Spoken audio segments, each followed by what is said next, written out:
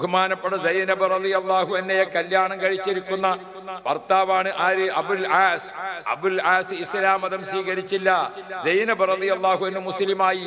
രണ്ടാളും സന്തോഷകരമായി ജീവിക്കുന്ന മധ്യേ നബി സല്ലല്ലാഹു അലൈഹി വസല്ലം തങ്ങൾക്ക് നുബുവത്ത് കിട്ടി.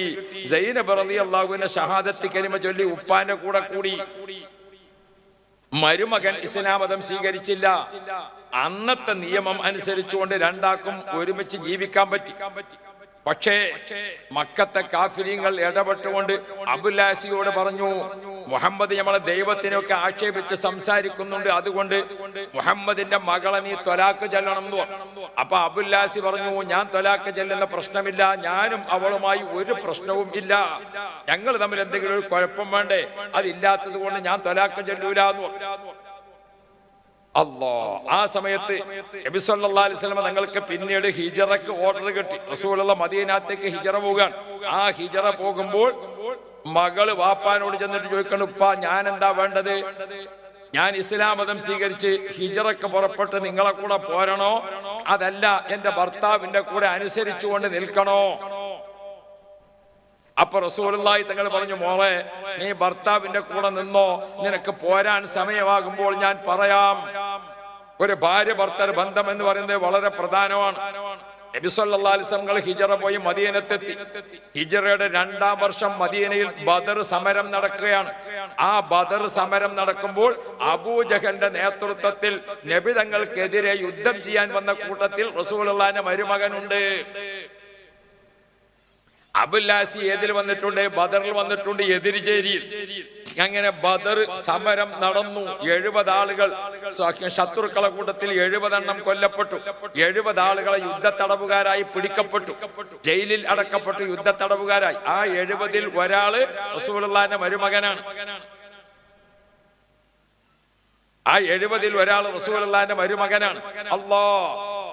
യുദ്ധത്തടവുകാരായി പിടിക്കപ്പെട്ടവരെ ജാമ്യത്തിൽ വിടുന്നതിന്റെ ചർച്ച നടക്കുകയാണ്. ആ ജാമ്യസംഖ്യ കെട്ടിക്കൊണ്ട് പുറത്തേക്ക് ഇറക്കണം. ആ സമയത്തെ ചർച്ച വന്നപ്പോൾ ഓരോരുത്തരും ജാമ്യസംഖ്യ കൊടുത്തയച്ചു. ആ വിവരം മക്കത്ത് സൈനബൂന് കിട്ടി.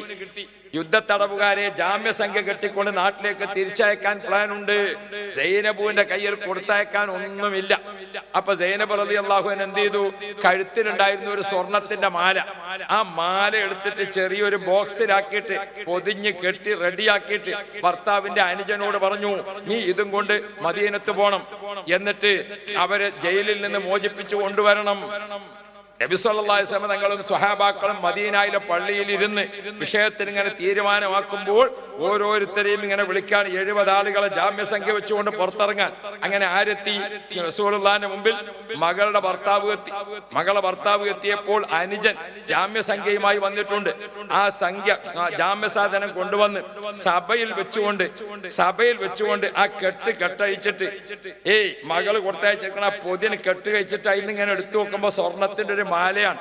ആ മാല ഇങ്ങനെ കണ്ടപ്പോഴേക്കും നബി തങ്ങളെ കണ്ണിൽ നിന്ന് കണ്ണുനീര് വന്നു. മോളെ കഴുത്തിലുള്ള മാല കണ്ടപ്പോൾ നബി തങ്ങളെ കണ്ണിൽ നിന്ന് കണ്ണുനീര് വന്നു. സ്വഹാബാക്കൾ ചോദിച്ചു, യാ റസൂലല്ലാഹ്, തങ്ങൾ എന്തിനാണ് വിഷമിക്കുന്നത്? ആ സമയത്ത് നബി തങ്ങൾ പറഞ്ഞു, ഈ മാല കണ്ടപ്പോൾ ഞാൻ എന്റെ ഖദീജുവിനെ ഓർത്തുപോയി. നബി സല്ലല്ലാഹു അലൈഹി വസല്ലമ തങ്ങൾക്ക് വയസ്സ് 25, ഖദീജുവിന് 40. ഖദീജ ബീവിക്ക് 65 ആയപ്പോൾ വഫാത്താകുമ്പോൾ 25 കൊല്ലം നബി തങ്ങളും ഖദീജ ബീവിയും ഒരുമിച്ച് ജീവിച്ചപ്പോൾ ഖദീജ ബീവി റളിയല്ലാഹു അൻഹയുടെ മുഴുവൻ സ്വത്തും ഇസ്ലാമിന് വേണ്ടി റസൂലുള്ളാഹിക്ക് ഏൽപ്പിച്ചു കൊടുത്തു. ഖദീജ ബീബി റളിയല്ലാഹു അൻഹ സമുദ്രനിരപ്പിൽ നിന്ന് 2200 അടി ഉയരമുള്ള ജബലുന്നൂർ പർവ്വതത്തിന്റെ ഹിറാ ഗുഹയിലേക്ക് റസൂലുള്ളാഹിക്ക് ദിവസവും ഭക്ഷണം എത്തിച്ചു കൊടുത്തു. കഷ്ടപ്പാടിന്റെയും കണ്ണീരിന്റെയും കാലത്ത് മുത്തുനബിയുടെ കൂടെ ജീവിച്ചു. ആരാണ് ഖദീജ ബീബി റളിയല്ലാഹു അൻഹ? ആ ഖദീജ ബീബിന്റെ കഴുത്തിൽ ഒരു മാല ഉണ്ടായിരുന്നു. ആ മാല മൂത്ത മകൾ സൈനബൂനെ കെട്ടിച്ചപ്പോൾ ഉമ്മ കഴുത്തിലിട്ട് കൊടുത്ത മാലയാണ്.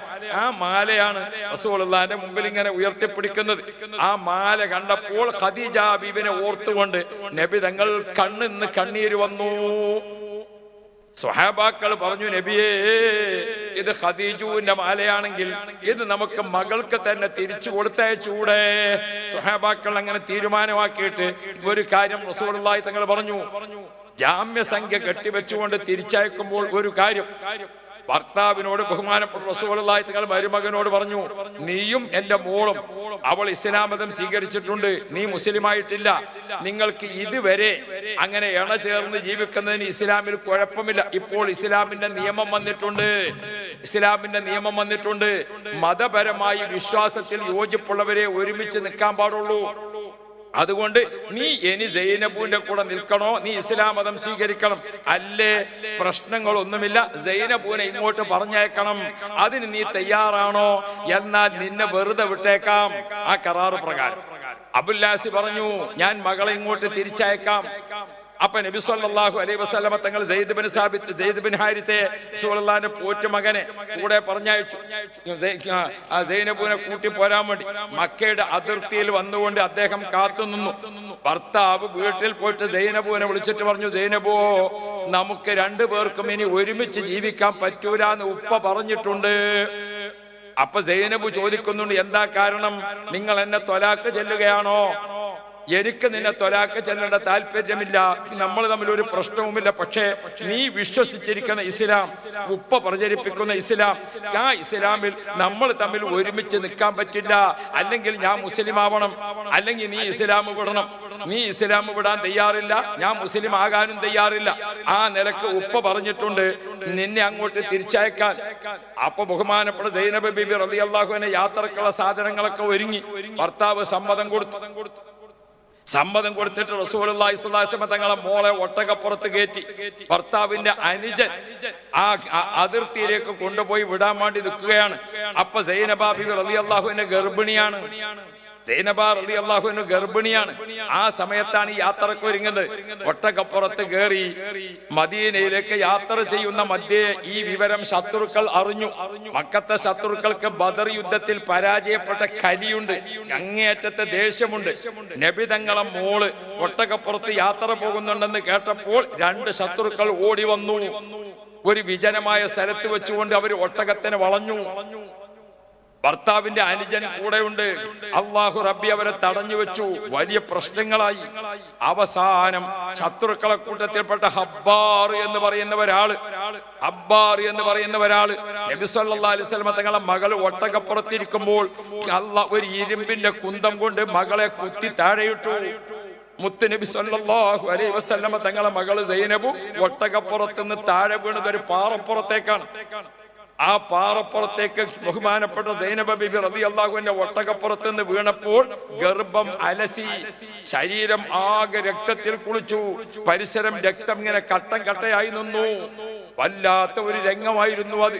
അല്ലാഹു റബ്ബി, ദൂരെ എങ്ങാണ്ടും അന്ന് ഇസ്ലാം മതം സ്വീകരിച്ചിട്ടില്ലാത്ത മക്കയിലെ പ്രധാനിയായ അബൂ സുഫിയാൻ ഈ രംഗം കണ്ട് ഓടി വന്നു. അദ്ദേഹം ഓടി വന്നിട്ട് ശത്രുക്കളോട് പറഞ്ഞു, നിങ്ങൾ ചെയ്തത് ശരിയായില്ല, ഒരു പെൺകുട്ടിയെ നിങ്ങൾ ഇങ്ങനെ ആക്രമിക്കാൻ പാടുണ്ടോ? സൈനബിന്റെ കൂടെയുള്ള ഭർത്താവിന്റെ അനുജനോട് പറഞ്ഞു, നീ എന്തിനാണ് ഈ കുട്ടിയെയും കൊണ്ട് പച്ച പകലി വരെ മുമ്പ് കൂടെ പോയത്? ബദർ യുദ്ധം കഴിഞ്ഞിട്ട് ദേഷ്യപ്പെട്ട് നിൽക്കാണെന്ന് നിനക്കറിയില്ലേ? അതുകൊണ്ട് വീണ് കിടക്കുന്ന സൈനബുവിനെ എങ്ങനെയൊക്കെ രക്ഷപ്പെടുത്തിയിട്ട് ഒട്ടകപ്പുറത്ത് തന്നെ കയറ്റിട്ട് വീട്ടിലേക്ക് തിരിച്ചു പോകാൻ പറഞ്ഞു. ഭർത്താവിന്റെ അടുത്തേക്ക് തന്നെ തിരിച്ചു പോയിട്ട് ഗർഭം അലസി ഒന്നായിട്ട് രക്തത്തിൽ കുളിച്ച് വീട്ടിൽ പോയ സൈനബു ആ പാറപ്പുറത്ത് വീണതിന്റെ പരിക്കുകൊണ്ട് നടക്കാൻ വേണ്ടത്ര സാധിക്കുന്നില്ല. ഭർത്താവാണെങ്കിൽ മുസ്ലിം അല്ലാതെ നിൽക്കുകയാണ്, അദ്ദേഹത്തിന്റെ സാന്നിധ്യമില്ല. ബഹുമാനപ്പെട്ട സൈനബ റളിയല്ലാഹു അൻഹ കണ്ണീർ കഴുത്തിൽ നിൽക്കുകയാണ്. അല്ലാഹ്, ഗർഭം അലസി മോള് കഷ്ടപ്പെടുന്ന വിവരം നബി മുഹമ്മദുർ റസൂലുള്ളാഹ് നബിതങ്ങൾ മദീനയിൽ ഈ വിവരം അറിയുമ്പോൾ ആ വാപ്പാക്കുണ്ടാകുന്ന മനസ്സൊന്ന് ഓർത്തു നോക്കൂ. അവിടെ നിങ്ങളൊരു വാപ്പാന്റെ മനസ്സൊന്ന് ഓർത്തു നോക്കി. നിങ്ങൾ അല്ലാഹു റബ്ബി, ബഹുമാനപ്പെട്ട സൈനബ ബീബി റളിയല്ലാഹു അൻഹ ഭർത്താവിന്റെ കൂടെ അവിടെ താമസിക്കാണ്. കുറച്ച് ദിവസം കഴിഞ്ഞു. സൈനബ ബീബി റളിയല്ലാഹു അൻഹയ്ക്ക് അത്യാവശ്യം നടക്കാനും മറ്റൊക്കെ സമയമായപ്പോൾ ബഹുമാനപ്പെട്ട സൈനബ റളിയല്ലാഹു അൻഹ ഉപ്പായൊക്കെ വിവരം അറിയിച്ചു, ഞാൻ മദീനയിലേക്ക് വരികയാണ്. അല്ലാഹ്, ബഹുമാനപ്പെട്ട സെയ്ദ് ബിൻ ഹാരിസയുടെ കൂടെ നബി സല്ലല്ലാഹു അലൈഹി വസല്ലമ തങ്ങളുടെ മോള് മദീനയിൽ എത്തിയപ്പോൾ ബഹുമാനപ്പെട്ട റസൂലുള്ളാഹി തങ്ങൾ മോളെ ഇങ്ങനെ സ്വീകരിക്കാൻ വേണ്ടി കാത്തു നിൽക്കുന്ന സമയത്ത് വീണ് പരിക്ക് പറ്റിയ സൈനബൂന് ശരിക്ക് വേദന സഹിച്ചിട്ട് നടക്കാൻ വയ്യാത്ത അവസ്ഥയിലാണ് വാപ്പയുടെ അടുക്കലേക്ക് എത്തുന്നത്. ആ വാപ്പാന്റെ ഒരു സങ്കടം നിങ്ങൾ ഓർത്തു നോക്കൂ. നമുക്കൊക്കെ ജീവിതത്തിൽ വല്ല പ്രയാസവും ഉണ്ടോ? നമുക്ക് എന്തെങ്കിലും ബുദ്ധിമുട്ടുണ്ടോ? ചെറിയ ഒരു വിഷമം വരുമ്പോഴൊക്കെ നമ്മൾ ആൾക്കാർ പറയും, ഞാൻ മരിച്ചെങ്കിലോ എന്ന് കരുതി, ഞാൻ കിണറ്റിൽ ചാടിയെങ്കിലോ എന്ന് കരുതി, അല്ലേ? എന്തൊക്കെ നമ്മൾ കരുതല്. നാളെ ഒരു ചങ്ങായി പാതിരാക്ക് എന്നെ ഫോൺ ചെയ്തു, ഹലോ കുറ്റമ്പാർ ഉസ്താദല്ലേ? അതെ ഉസ്താദേ, എന്തേ മോനെ, എന്റെ പെണ്ണുങ്ങൾ കിണറ്റിൽ ചാടാൻ പോവുകയാണ്, ഞാൻ ടോർച്ച് അടിച്ചു കൊടുത്തളാറിനി. അല്ല, ഓളേതായാലും പോകാൻ തീരുമാനിച്ചു. ഇപ്പൊ നമ്മള് കാത്തുനിന്നിട്ട് കാര്യമല്ലോ. ചില പെണ്ണുങ്ങൾക്ക് ഉണ്ട് അനങ്ങിയ ഒരു കിണറ്റിൽ ചാടാൻ പോയി. നാളെ നമ്മളോട് ഒരു പെണ്ണ് കിണറ്റിൽ ചാടാൻ പോയി, വയ്യിലൊരു ചേരനെ കണ്ടു തിരിച്ചു പോയി. ഇതാപ്പോ കിണറ്റിൽ ചാടാൻ പോണല്ലോ. ഇവിടെ ഞാൻ എൻ്റെ അമ്മമാരായാലും ബാപ്പാരായാലും ആൺകുട്ടികളായാലും പെൺകുട്ടികളായാലും ഇപ്പൊ ആത്മഹത്യ ചെയ്തൊരു ഫാഷനായ മതി. മക്കളെ, കഠിനമായ തെറ്റ് ചെയ്യല്ലേ, കഠിനമായ തെറ്റ് ചെയ്യല്ലേ. 2 ആഴ്ച മുമ്പ് നിലമ്പൂരിൽ 17 വയസ്സായിരിക്കുന്ന ഒരു കുട്ടി ഇപ്പോ ഒരു പരീക്ഷന്റെ SLC +1 പരീക്ഷന്റെ മുമ്പ് ഒരു പരീക്ഷ നടക്കും. ആ പരീക്ഷയിൽ കുട്ടി എന്ത് ചെയ്തു? പരീക്ഷാ ഹാളിൽ കോപ്പി അടിച്ചു. അപ്പൊ അവിടുത്തെ ആ പരീക്ഷാ ഹാളിലെ സാർ എന്ത് ചെയ്തു? അവളെ കടലാസിന് പിടിച്ചു വാങ്ങിയിട്ട് പുതിയത് എഴുതാൻ വേറെ കടലാസ് കൊടുത്തിട്ട് വാപ്പാനോട് വരാൻ പറഞ്ഞു. വാപ്പാനോട് പറഞ്ഞു, മോളിങ്ങനെ പരീക്ഷാ ഹാളിൽ ഒരു ഇത് ചെയ്തപ്പോ ഓളെ പേപ്പർ ഞാൻ വാങ്ങിയിട്ടുണ്ട്, ഓള് പുതിയത് എഴുതിയതാണ് എന്ന് വിവരം പറഞ്ഞു. വാപ്പ മകളെ കയ്യും പിടിച്ചുകൊണ്ട് അങ്ങനെയാണ് വീട്ടിൽ പോയി. ഒരു സംഭവം ഉണ്ടായില്ല. വീട്ടിൽ ചെന്നോടുമ്പോ മോള് റൂമിക്കാണ് കയറി, പിന്നെ പുറത്തേക്ക് വരുന്നത് കാണാനില്ല. +1 പഠിക്കണ കുട്ടിയാ. കുറച്ച് കഴിഞ്ഞിട്ട് കുട്ടിനെ കാണാത്തപ്പോ നോക്കുമ്പോൾ ഫാനുമേൽ തൂങ്ങി കിടക്കുന്നു. എന്തൊരു കഷ്ടകാലമാണ്. ജീവിതത്തിന്റെ വളരെ ചെറിയ എന്തെങ്കിലും വിഷയം ഉണ്ടാകുമ്പോഴേക്ക് കുട്ടികൾ ജീവൻ ഒടുക്കുന്ന ചില സംഭവങ്ങൾ. പടച്ചോൻ നമ്മളെ മക്കൾക്കൊക്കെ നല്ല ബുദ്ധി കൊടുക്കട്ടെ. പടച്ചോനെ, നമ്മളെ മക്കളൊക്കെ നീ ഹൈറാക്കി തരണേ അല്ലാഹ്. വല്ലാത്ത ഒരിക്കലും ഞാൻ മരിച്ചെങ്കിലോ എന്ന് കരുതി, ഞാൻ കിണറ്റിൽ ചാടിയെങ്കിലോ എന്ന് കരുതി അങ്ങനെ ഒരാളും പറയാൻ പാടില്ല. അത് അള്ളാഹ് പൊരുത്തപ്പെടാത്തൊരു വാക്കാണ്. മനസ്സിൽ ചിലപ്പോ പല വിചാരവും വന്നിട്ടുണ്ടാവും. അത് വിചാരിച്ചോട് തന്നെ നിൽക്കുക. എന്നിട്ട് എന്ത് ചെയ്യാ? അടുത്ത നിസ്കാരം അള്ളാഹിനോട് ദ്വാരക്ക, പടച്ചോനെ വേണ്ടാത്തതൊന്നും മനസ്സിൽ തോന്നിപ്പിക്കല്ലേ, അത് അള്ളാഹു പുറത്തു വരും. ഒരാളോടും അത് പറയാൻ പാടില്ല. പറയണതാണ് വലിയ തെറ്റ്, ചെയ്താൽ അതിനേക്കാളും വലിയ തെറ്റാണ്. ബഹുമാനപ്പെട്ട സൈനബ് ബിബി റളിയല്ലാഹു അൻഹ മദീനത്തെത്തി. പിന്നീട് ബഹുമാനപ്പെട്ട സൈനബ് വാപ്പാന്റെ കൂടെ തന്നെ താമസിക്കാണ്, റസൂലുള്ളാഹിന്റെ കൂടെ. 6 വർഷം ആ താമസം തുടർന്നു. അതിനിടക്ക് റസൂലുള്ളാഹി തങ്ങൾ മോളോട് ചോദിച്ചു, മോളെ സൈനബ്, അനക്കൊരു വേറെ കല്യാണം ഉണ്ടാക്കട്ടെ മോളെ എന്ന് ചോദിച്ചു. ആ സമയത്ത് സൈനബ് റളിയല്ലാഹു അൻഹ പറഞ്ഞു ഉപ്പാനോട്, ഉപ്പാ, എനിക്ക് മറ്റൊരു കല്യാണം ആവശ്യമില്ല. ഞാനും എന്റെ ഭർത്താവും പിണങ്ങിയിട്ടില്ല, ഞാനും എന്റെ ഭർത്താവും തെറ്റിപ്പിരിഞ്ഞിട്ടില്ല, ഞാനും മൂപ്പരുമായിട്ട് യാതൊരു പ്രശ്നവും ഇല്ലല്ലോ. ഏതെങ്കിലും സമയത്ത് മൂപ്പര് ഷഹാദത്ത് കലിമ ചൊല്ലി വരികയാണെങ്കിൽ എനിക്ക് അവരെ തന്നെ സ്വീകരിച്ചുകൂടെ? അതാണ് ഒരു ഇണജീവിതം. ഒരു ഭാര്യ ഭർത്താവ് എന്ന് പറഞ്ഞാൽ ഒരു ഇണജീവിതമാണ്. ബിൽ മവദ്ദത്തി വറഹ്മ എന്ന് ഖുർആൻ പറഞ്ഞല്ലോ. മവദ്ദത്ത്, റഹ്മത്ത്, ഹൃദയത്തിൽ നിന്ന് ഹൃദയത്തിലേക്കുള്ള ഒരു ബന്ധം. അതിന് പെൺകുട്ടികളോടൊക്കെ ഇപ്പൊ ഞാൻ ഓർമ്മപ്പെടുത്തുന്നത്, ആൺകുട്ടികളായാലും ഉമ്മയും ബാപ്പിയും തെരഞ്ഞെടുത്ത കല്യാണമാകണം. ഉമ്മയും ബാപ്പിയും തെരഞ്ഞെടുക്കണ കല്യാണമാകണം. നമ്മൾ വാട്സപ്പിൽ നിന്ന് കിട്ടാൻ വേണ്ടി നിൽക്കണ്ട. നാളെ ഒരു പെൺകുട്ടിയും ഭർത്താവും കൂടി ഇങ്ങനെ പോകുന്നുണ്ട്. ഓക്ക് 19 വയസ്സ്, ഭർത്താവിന് 48.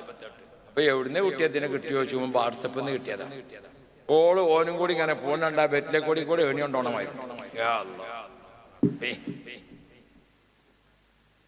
വാട്സപ്പിലേക്ക് ഇന്നാരം വർത്താനല്ലേ, അത് കേട്ടുങ്ങാണ്ട് പാതിരാക്കി ഇറങ്ങിയതാണ്. ഞാൻ ആ ഓകാലത്തിന്റെ അടുത്ത് ആ മരത്തിന്റെ ചോട്ടിലുണ്ടാകും, അവിടേക്കാണ് വന്നാൽ മതി എന്ന് പറഞ്ഞതിന് പോയതാ. വിളിച്ച് എന്ന് നേരിൽ കണ്ടു നോക്കുമ്പോഴല്ലേ ഇതാണ് മുതലേ. പിന്നെ തിരിച്ച് പേരേക്ക് പോകാനും വെച്ച ഞാൻ എൻ്റെ പെൺമക്കളോട് ഓർമ്മപ്പെടുത്തുന്നത്, മക്കളെ, നിങ്ങളെ തീറ്റിപ്പോറ്റി വളർത്തുന്ന ഉമ്മാക്കും ബാപ്പാക്കും വല്ലാത്ത പൂതിയുണ്ട്. നമ്മളെ കല്യാണം കഴിപ്പിക്കാനും നമുക്കൊരു ഭർത്താവിനെ കിട്ടാനും നമുക്കൊരു ഭാര്യനെ കിട്ടാനൊക്കെ ആശിച്ച് മോഹിച്ച് ദാഹിച്ച് കാത്തിരിക്കും കാത്തിരിക്കുമ്പോ നിങ്ങൾ തന്നെയാണ് കണ്ടെത്താൻ വേണ്ടി നിൽക്കണ്ട. അത് പലപ്പോഴും ചോരത്തളപ്പുള്ള സമയത്ത് ചോര ഊറ്റി കുടിക്കാൻ കഴുകക്കണ്ണുമായി കാത്തു നിൽക്കുന്ന കാമവെറിയന്മാര് എല്ലാ സ്ഥലത്തും ഉണ്ടാവും. അതിന് പെൺകുട്ടികൾ ചതിയിൽപ്പെടരുത്. നമ്മളെ എസ് എ ജമീൽ ശരിക്കുള്ള വിവാഹം നടത്തിയിട്ട് തന്നെ എസ് എ ജമീലിന്റെ പാട്ടിലുണ്ടല്ലോ, അന്ന് ഞാൻ ഈ മക്കളെ തന്തക്ക് മധുരപ്പനൻ ചക്കര, 3 മക്കളെ തള്ള ഞാൻ ഇന്ന് ഉണങ്ങിക്കടിച്ച കൊപ്പര. പാപ്പല്ലാത്ത 2 പ്രസവം, അത് അലസലും മറ്റാക്കലും മറച്ചൊക്കലും കഴിഞ്ഞ് നിന്റെ ആ ചോരത്തളപ്പിന്റെ തുടിപ്പ് കവിളത്തുനിന്നാണ് പോയാൽ ആ കാമവെറിയൻ നിന്നെ ഉപേക്ഷിക്കും. പിന്നെ നിന്നെ ആർക്കും ആവശ്യമുണ്ടാകൂല. അന്ന് ഉമ്മാന്ന് വിളിക്കാൻ മോളെ ഉമ്മ ഉണ്ടാവൂല, വാപ്പാന്ന് വിളിക്കാൻ വാപ്പ ഉണ്ടാവൂല, നിനക്കാണെങ്കിൽ മോനേന്ന് വിളിക്കാൻ ഹലാലായ ഒരു കുട്ടി ഉണ്ടാവൂല. അതുകൊണ്ട് ഈ അമേരിക്കൻ സംസ്കാരം, ഈ യൂറോപ്യൻ പാശ്ചാത്യൻ സംസ്കാരം നമ്മളെ നാട്ടിലേക്ക് കൊണ്ടുവരണ്ട. അമേരിക്കൻ ഐക്യരാഷ്ട്ര രാജ്യത്ത് പോയി നോക്കിയാൽ എന്താണെന്നറിയാം, 60% മക്കൾക്കും വാപ്പാന്റെ പേരറിയില്ല, അച്ഛന്റെ പേരറിയില്ല. ആരെ പേരേ അറിയുള്ളൂ? അമ്മന്റെ പേര് മാത്രമേ അറിയുള്ളൂ.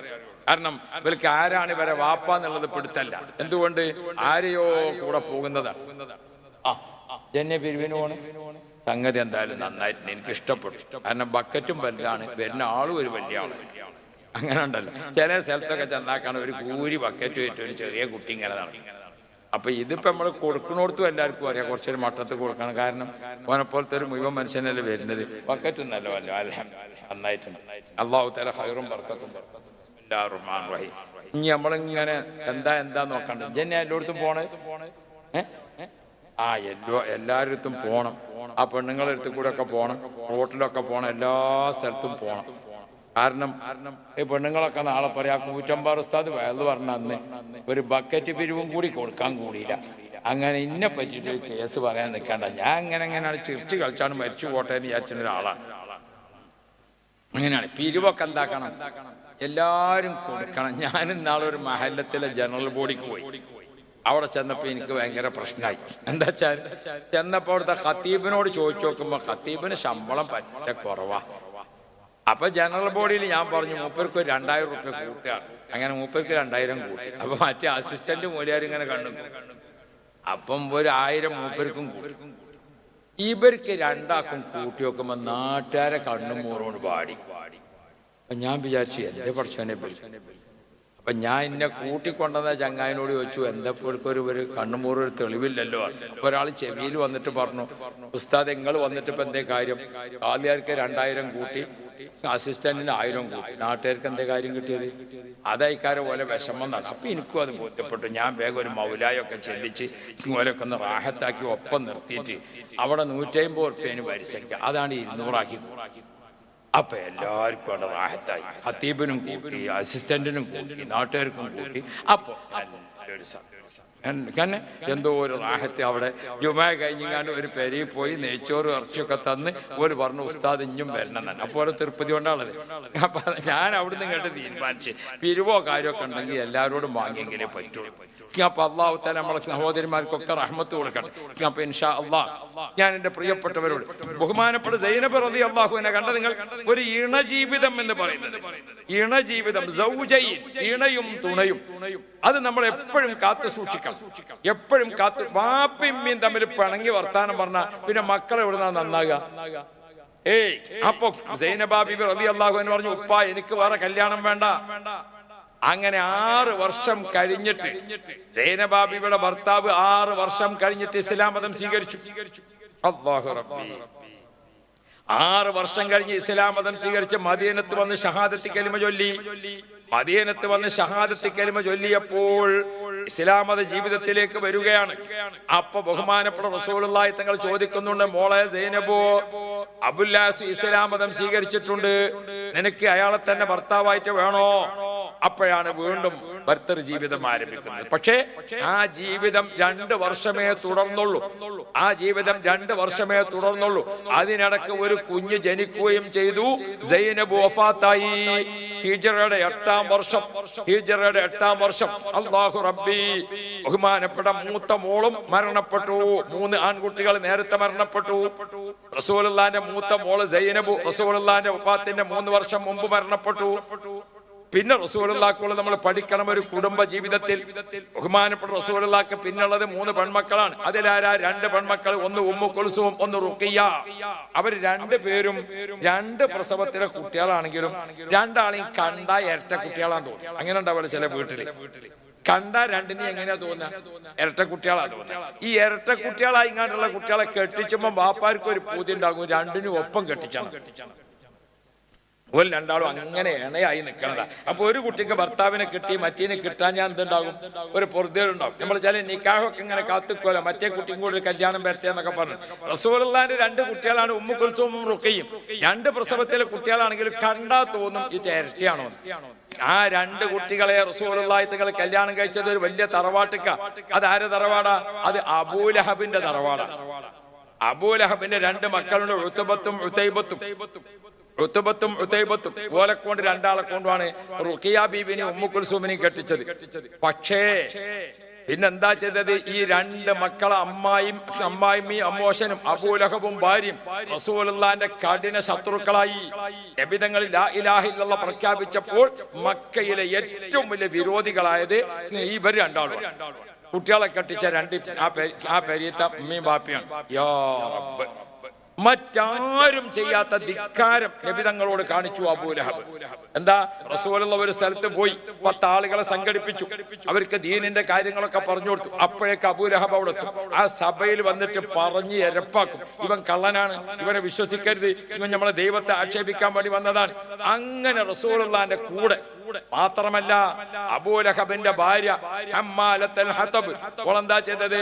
റസൂലുള്ള പോണ വഴിക്ക് അടിക്കാറ്റ് വാരിയിട്ടു. റസൂൽ സ്വല്ലല്ലാഹു അലൈഹി വസല്ലം തങ്ങൾ നടന്നു പോകുമ്പോൾ മുത്തുനബിയുടെ ശരീരത്തിലേക്ക് ചളി വാരിയിട്ടു. അങ്ങനെ മുത്തുനബിയെ ഇങ്ങനെ ഉപദ്രവിച്ചു 2 ആൾ. മാത്രല്ല അവർ 2 ആളും എന്ത് പറഞ്ഞു? അമ്മായിമ്മയും അമ്മോശനും പറഞ്ഞു 2 മക്കളെ വിളിച്ചിട്ട് മുഹമ്മദിന്റെ 2 മക്കളെ ഇനി നമ്മളെ വീട്ടിൽ നിർത്താൻ പറ്റൂല, അവിടുന്ന് പറഞ്ഞേക്കണം. അല്ലാഹു റബ്ബി. നബി സല്ലല്ലാഹു അലൈഹി വസല്ലമ തങ്ങൾ 2 മക്കളെ അവർ വിവാഹമോചനം നടത്തി. 2 മക്കളെയും ജ്യേഷ്ഠനും അനുജനും വന്നിട്ട് മക്കളെ വാപ്പാക്ക് ഏൽപ്പിച്ചു കൊടുത്തിട്ട് പറഞ്ഞു, 2 മക്കളെയും ഞങ്ങൾ ത്വലാഖ് ചൊല്ലിയിരിക്കുന്നു. നിങ്ങൾ ഓർക്കണം, ഒരു വാപ്പ എന്ന നിലവാരത്തിൽ നിന്നുകൊണ്ട് മുത്തുനബിനെ നമ്മൾ പഠിക്കണം. ഓ പ്രിയപ്പെട്ടവരെ, നമുക്കൊക്കെ കുടുംബത്തിൽ ചെറിയൊരു ബുദ്ധിമുട്ടുണ്ടാകുമ്പോഴൊക്കെ ഞാൻ മരിച്ചെങ്കിലോ എന്ന് കരുതി നമുക്ക് മനസ്സ് പതറാണ്. അല്ലാഹു റസൂലിനെ പറ്റി ഓർത്തു നോക്കൂ നിങ്ങൾ. 3 ആൺമക്കൾ നേരത്തെ മരിച്ചു. സൈനബ ബീവിന്റെ കഥ ഞാൻ പറഞ്ഞല്ലോ. ഉമ്മു കുൽസൂമിനെ തലാഖ് ചൊല്ലി, റുഖിയയും തലാഖ് ചൊല്ലി. നബി സല്ലല്ലാഹു അലൈഹി വസല്ലം തങ്ങളെ വീട്ടിൽ ഇടക്കാലത്ത് എങ്ങനെ ഉണ്ടായിരുന്നെന്നറിയോ? ഭർത്താവ് മുസ്ലിമാകാതെ സൈനബ് വീട്ടിലുണ്ട്. അതേ സമയത്ത് റുഖിയ ബീബി ഉമ്മു കുൽസൂം അവർ തലാഖ് ചൊല്ലിങ്ങാണ്ട് അവരും വീട്ടിലുണ്ട്. ആ വാപ്പാന്റെ അവസ്ഥ ഒന്ന് ഓർത്ത് നോക്കിയാൽ ഖദീജ ബീബി ആണെങ്കിൽ മരിക്കുകയും ചെയ്തു. അന്ന് ചെറിയ കുട്ടിയായിട്ടുള്ളത് ഫാത്തിമയാണ്. മനസ്സിലായോ? ആ ഒരവസ്ഥയിൽ വാപ്പ ഈ മക്കളെ മുഴുവനും പോറ്റുന്ന ഒരവസ്ഥ നിങ്ങൾ ഓർത്തു നോക്കൂ. പ്രിയപ്പെട്ട സഹോദരി സഹോദരങ്ങളെ, മുത്തുനബിയുടെ കുടുംബ ജീവിതത്തെ പറ്റി പഠിക്കുമ്പോൾ നമുക്ക് കാണാം സങ്കടങ്ങളുടെ കണ്ണീരിന്റെ കഥ. അങ്ങനെ ഇരിക്കുന്ന സമയത്ത് നബി സല്ലല്ലാഹു അലൈഹി വസല്ലമ തങ്ങളെ മോളെ കല്യാണം കഴിക്കാൻ പിന്നെ തയ്യാറായതാണ് ഉസ്മാൻ ഇബ്നു അഫ്ഫാൻ റളിയല്ലാഹു അൻഹു. ഉസ്മാൻ ഇബ്നു അഫ്ഫാൻ റളിയല്ലാഹു അൻഹു ഉമ്മു കുൽസൂമിനെ കല്യാണം കഴിച്ചു. ഉമ്മു കുൽസൂമും ബഹുമാനപ്പെട്ട റസൂലുള്ളാഹിയുടെ മോള് ഉമ്മു കുൽസൂമിനെ ഉസ്മാൻ ഇബ്നു അഫ്ഫാൻ തങ്ങൾ കല്യാണം കഴിച്ചു. സന്തോഷത്തോടെ ജീവിക്കുന്ന മധ്യേ ബദറിന്റെ സമയമായി. ഹിജ്റയുടെ 2-ാം വർഷം ബദർ സമയമായി. ആ ബദറിന്റെ സമയം വന്നപ്പോൾ ബഹുമാനപ്പെട്ട റസൂലുള്ളാഹി തങ്ങളും ഉസ്മാൻ ഇബ്നു അഫ്ഫാൻ തങ്ങളും 2 പേരും ബദറിലേക്ക് പോകാൻ അങ്ങനെ ഒരുങ്ങി നിൽക്കുകയാണ്, പുറപ്പെട്ടിട്ടില്ല. അങ്ങനത്തെ സമയത്താ അപ്പോഴാണ് വീട്ടിൽ നിന്ന് വിവരം കിട്ടുന്നത്. അല്ലാഹു റബ്ബി. അപ്പൊ വിവരം കിട്ടി. എന്താ വിവരം? മോൾക്ക് തീരെ സുഖമില്ല. ആ വിവരം കിട്ടിയപ്പോൾ റസൂലുള്ളാഹി തങ്ങളും ഉസ്മാൻ ഇബ്നു അഫ്ഫാൻ തങ്ങളും 2 ആളും കൂടി വീട്ടിൽ ചെന്ന് നോക്കുമ്പോൾ റുഖിയ ബീവി തീരെ സുഖമില്ലാതെ നിൽക്കാൻ. യാ റബ്ബ്. അപ്പൊ റസൂലുള്ളാഹി തങ്ങൾ ഉസ്മാൻ ഇബ്നു അഫ്ഫാൻ തങ്ങളോട് പറഞ്ഞു, ഉസ്മാനെ, ഞാൻ ബദറിലേക്ക് പോകാം, നിങ്ങൾ മോളെടുത്ത് നിന്നോളി. മോൾക്ക് എന്തെങ്കിലുമൊക്കെ പ്രശ്നമുണ്ടായാൽ ആരും ഇല്ലാതിരിക്കാൻ പറ്റില്ലല്ലോ. റസൂലുള്ള ബദറിലേക്ക് പുറപ്പെട്ടു. ഉസ്മാൻ ഇബ്നു അഫ്ഫാൻ റളിയല്ലാഹു അൻഹു റുഖിയ ബീവിന്റെ കൂടെ നിന്നു. റുഖിയ ബീവിക്ക് രോഗം കഠിനമായി. റസൂലുള്ള ബദറിലേക്ക് പോവുകയും ചെയ്തു. ഓ പ്രിയപ്പെട്ടവരെ, നിങ്ങൾ ഓർക്കണം, ബദറിൽ ദിവസങ്ങളോളം ക്യാമ്പ് ചെയ്ത് ബദർ സമരമുണ്ടായി, ബദറിൽ കോലാഹലങ്ങളൊക്കെ നടന്നു. ബദർ യുദ്ധം വിജയിച്ച് റസൂലുള്ളാഹി തങ്ങളും സ്വഹാബാക്കളും മദീനത്തേക്ക് തിരിച്ചു വരികയാണ്. തിരിച്ചു വരുമ്പം വിജയാഹ്ലാദത്തിന്റെ മുൻ സംഘത്തിൽ വരുന്ന ആൾക്കാർ മദീനത്തേക്ക് ഇങ്ങനെ എത്തുമ്പോൾ മദീനയിലെ ഖബർസ്ഥാൻ ജന്നത്തുൽ ബഖീഅ, ആ ജന്നത്തുൽ ബഖീഅയിൽ നിന്ന് മണ്ണ് കളക്കണ കൈക്കോട്ട് കൊടുത്തിട്ട് ഉസ്മാൻ ഇബ്നു അഫ്ഫാൻ തങ്ങൾ ഖബർസ്ഥാനിൽ നിന്ന് ഇങ്ങനെ ഇറങ്ങി വരുന്ന രംഗാണ് കാണുന്നത്. അതെന്തായിരുന്നു? റുഖിയ ബീബി വഫാത്തായിട്ട് മറവ് ചെയ്തിട്ട് ആ മണ്ണ് കോരിടുന്ന ആ കൈക്കോട്ട് വെച്ച് ഇങ്ങനെ വരുന്ന രംഗാണ് ബദർ കഴിഞ്ഞു വരുമ്പോ കാണുന്നത്. റുഖിയ ബീബി റളിയല്ലാഹു അൻഹ ഹിജ്റയുടെ 2-ാം വർഷം മദീനയിൽ വഫാത്തായി. റസൂലുള്ളാഹിന്റെ 2ാമത്തെ മോളും. ആ ബീബി വഫാത്തായപ്പോൾ പിന്നെ ഉസ്മാൻ ഇബ്നു അഫ്ഫാൻ റളിയല്ലാഹു അൻഹു റുഖിയ ബീബി വഫാത്തായ ശേഷം കല്യാണം കഴിച്ചു ഉമ്മു കുൽസൂമിനെ റസൂലുള്ളാഹി തങ്ങൾ കല്യാണം കഴിച്ചു. റുഖിയ ബീബി വഫാത്തായി ഉസ്മാൻ ഇബ്നു അഫ്ഫാൻ തങ്ങൾ റസൂലുള്ളാഹിന്റെ 2ാമത്തെ മോളെ വിവാഹം ചെയ്യാണ്. ഉസ്മാൻ ഇബ്നു അഫ്ഫാൻ തങ്ങൾ 2 വിവാഹം ചെയ്തു എന്ന് പറയുന്നത് അതാണ്.